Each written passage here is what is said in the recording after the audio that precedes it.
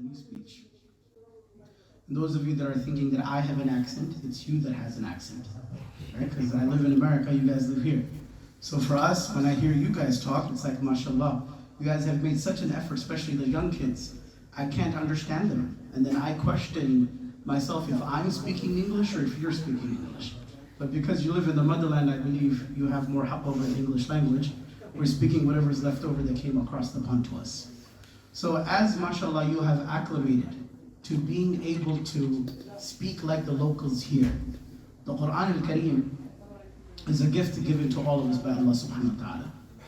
And it's interesting when you go outside and you speak, nobody would be able to tell whether you were born here or you've been living here because of your accent of the English language. But why is it that when we open the Quran al-Kareem, we seem like strangers to our own deen? Imagine speaking to your Allah in salah, and the thing that kind of takes away the sweetness of your salah is the fact that we're like strangers when we're talking to Allah subhanahu wa ta'ala with an accent. So isn't it important and imperative that the salah that we've been reading since we've hit the age of puberty, that we make an effort to at least fix some of the basics of the Quran al-Kareem? For instance, question for you all in a little homework, and you could submit the homework to Mufti Saab after Salat al-Maghrib. How many times during your day do you read Surah Fatiha?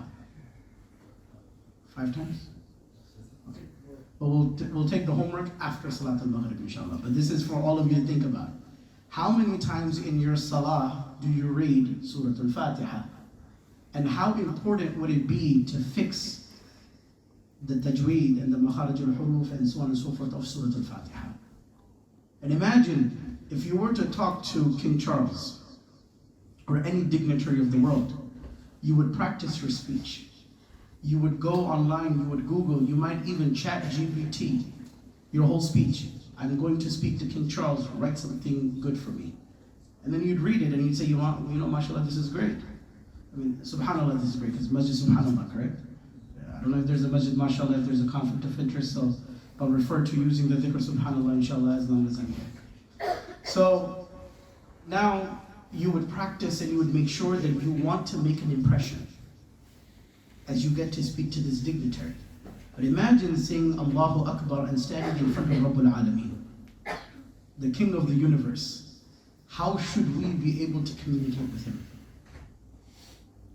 And inshallah, bidhnillah, we'll give you an example to that answer.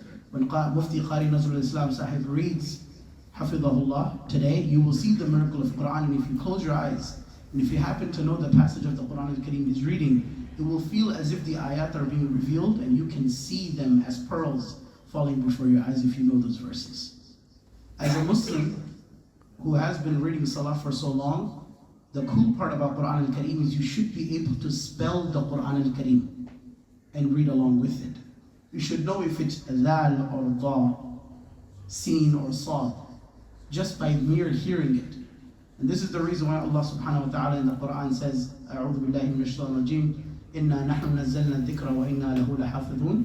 You are all part of that ayah, of what is supposed to preserve the Quran al-Kareem. So inshallah, without any further ado, my accent sounds pretty weird to you guys, right? So inshallah, we'll wrap up my bit and have Mufti Qari Sahib inshallah begin his. May Allah subhanahu wa ta'ala turn all of your hearts into a home for Quran al-Kareem, and may all of you recite Quran al-Kareem as if you are proficient in the Quran al-Kareem, inshallah, bidhnillah. Assalamu alaikum wa rahmatullahi wa barakatuh.